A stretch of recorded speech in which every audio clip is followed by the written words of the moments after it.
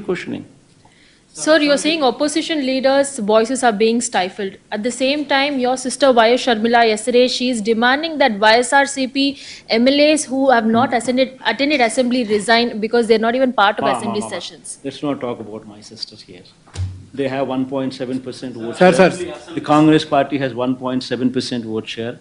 Let's not talk about a party which is insignificant in Andhra Pradesh. Please, let's not talk. Sir assembly సమావేశాలకు హాజరు కాకపోతే చట్టం తన పని తాను చేసుకుపోతున్నట్టు స్పీకర్ గారు ఒక కామెంట్ చేశారు సార్. దీన్ని ఎట్లా చూస్తారు? Ramesh?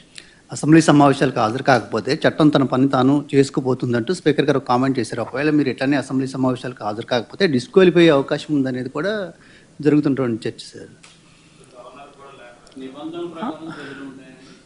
అల్టిమేట్గా అదే దుర్గా నేను చెప్పేది. అల్టిమేట్గా తప్పెక్కడ జరుగుతూ ఉంది? నువ్వు అసెంబ్లీ అన్నది ప్రజల గొంతు వినపడకుండా నీ గొంతులు మాత్రమే నువ్వు వినిపించే కార్యక్రమం చేస్తే నీ అసెంబ్లీ సమావేశాలన్నీ ఏం జరుగుతాయి? ఆత్మస్తుతి, పరనింద, ఇంతే జరిగేది. ఆత్మస్తుతి, పరనింద, నీ అబద్ధాలు, నీ మోసాలు, వీటి ప్రొపగేషన్. ఎవడు మాట్లాడేది ఉండదు, ఎవడు అడిగేది ఉండదు, ఎవడు చెప్పేది ఉండదు. అంతా నువ్వే బౌలరు, నువ్వే బ్యాట్స్మెన్, నువ్వే వికెట్ కీపరు, నువ్వే ప్లేయరు, నువ్వే కీపరు, నువ్వే ఫీల్డరు. సమస్య ఏముంది? ఇంక అన్నీ నువ్వే. ప్రతిపక్షం అన్నది అసెంబ్లీ జరుపుకోవాలన్నది ప్రభుత్వానికి ఉండాలి. ప్రతిపక్ష వాయిస్ వినిపించాలి, వినబడాలి అని ప్రభుత్వానికి ఉండాలి. వినపడితేనే నేను కరెక్షన్స్ చేసుకుంటాను అన్న ధ్యాస ప్రభుత్వం నడిపే వాళ్ళకు ఉండాలి. ఎప్పుడైనా కూడా ప్రభుత్వం నడిపే వాళ్ళు they should be open to correction. If they are not open to correction then you will never learn the mistakes. విననప్పుడు, కనపడనప్పుడు, వినకూడదు అని అనుకున్నప్పుడు నువ్వు తప్పులు చేస్తూనే పోతావు. That is what you doing.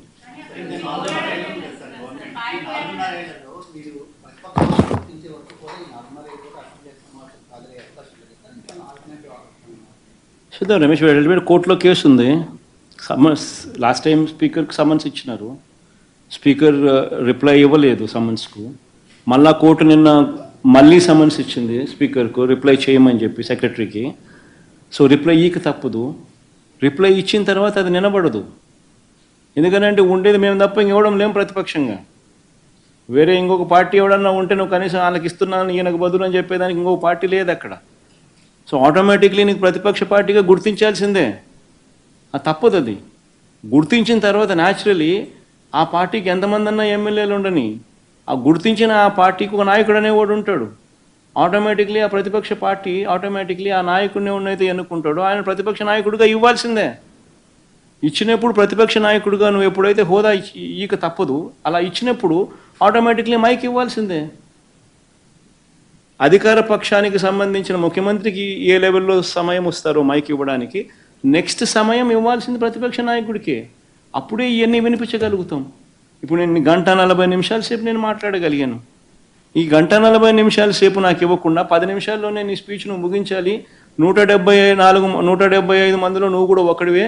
నీకు 174 మందికి సమయం ఇచ్చేది ఏ మాదిరిగా ఇస్తున్నానో నీకు కూడా అంతే సమయం ఇస్తాను అని నీకు కూడా చెప్పి 10 నిమిషాలు నువ్వు ముగించాలని అంటే నువ్వేం చెప్పగలుగుతావు?